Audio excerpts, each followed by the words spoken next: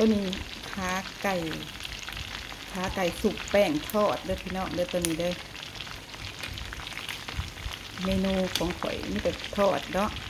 ข่อยจักแนวสิเฮ็ดกินเด้อพี่น้องทอดขาไก่อีกแล้วมื้อนี้จ้ะ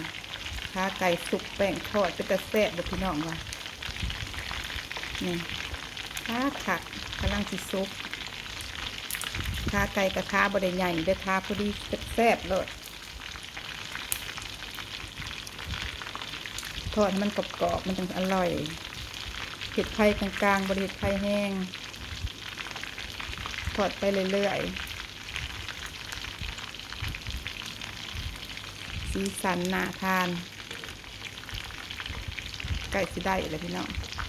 ทอดอีกน้อยหนึ่ง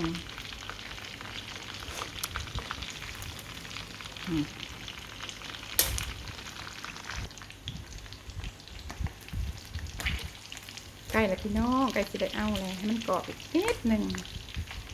นิดเดียวพอดีอยู่ได้แหละก็ได้โอ้ยอย่าพึ่งอาหารในห้องอ่ะก็มาแบบนี้ทอดขาไก่ให้เด็กๆค่ะ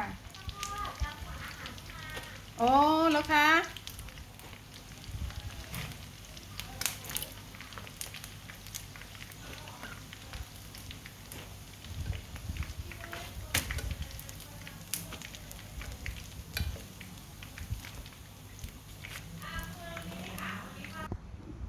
แล้วเรียบร้อยแบบนี้